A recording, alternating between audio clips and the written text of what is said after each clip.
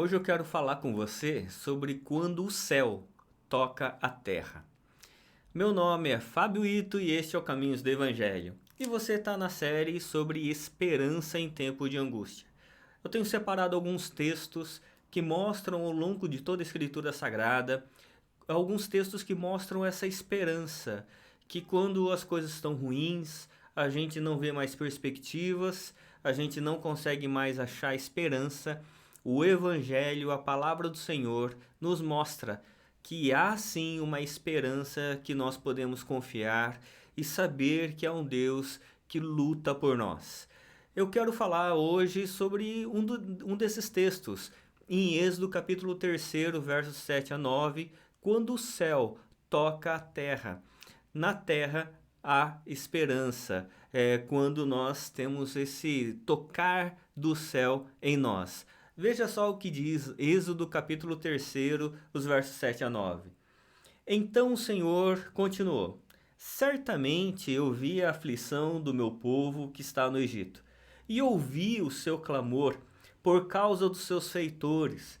Conheço o sofrimento do meu povo, por isso eu desci a fim de livrá-lo das mãos dos egípcios e para fazê-lo sair daquela terra e levá-lo para uma terra boa e ampla, terra que mana leite e mel, o lugar do cananeu, do eteu, do amorreu, do ferezeu, do eveu e do jebuseu. Pois o clamor dos filhos de Israel chegou até mim, e também vejo a opressão com que os egípcios os estão oprimindo. Essa época era uma época de grande desolação na nação de Israel. A nação de Israel não estava em Canaã, eles estavam no Egito como escravos, sendo oprimidos, maltratados, afligidos. E Deus percebe essa questão, eles começam a clamar ao Senhor e Deus então resolve livrá-los, libertá-los. E daí Deus chama Moisés no capítulo 3 para livrar o povo de Israel, para liderar essa libertação.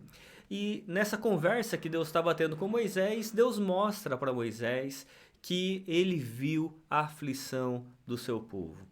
Esse texto é muito consolador para nós, porque Deus vê a nossa aflição, Deus sabe o que nós passamos, Deus sabe as lágrimas que nós derramamos, Deus sabe quando o nosso coração está turbulento, cheio de dúvidas, sem saber o que vai acontecer no futuro. Deus sabe a angústia que nós estamos enfrentando. E daí Deus não só sabe, não só vê essa aflição, mas ele toma uma atitude.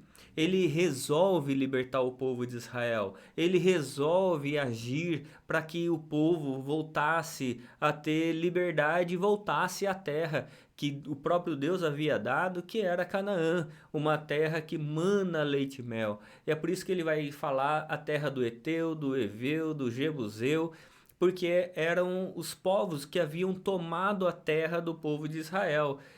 Eles estavam lá agora. E Deus fala assim: eu vou retomar essa terra e vou dar novamente para vocês. E aí é interessante, porque ele vai dizer assim que o clamor dos filhos de Israel chegou até mim e eu também vejo a opressão que eles estão enfrentando. É por isso que é importante a gente saber que as nossas orações não são em vãs. Muitas vezes nós oramos e podemos até achar e sentir que a nossa oração não passa do teto. E a gente fala assim, não está chegando até Deus. Mas a nossa oração não precisa passar do teto. A nossa oração precisa ser internalizada no nosso coração, porque Deus está em nós. Você e eu, nós somos templo do Espírito Santo. Você e eu somos a habitação da Trindade. É por isso que, à medida que nós choramos, à medida que nós clamamos ao Senhor, para Deus ouvir a nossa oração, não é da boca para fora, é internamente no nosso coração.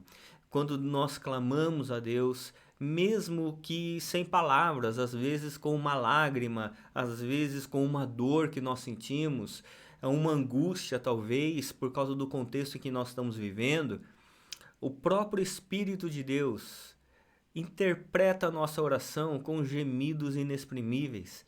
É por isso que é importante a gente saber que quando o céu toca a terra. A nossa vida na terra passa a ter esperança.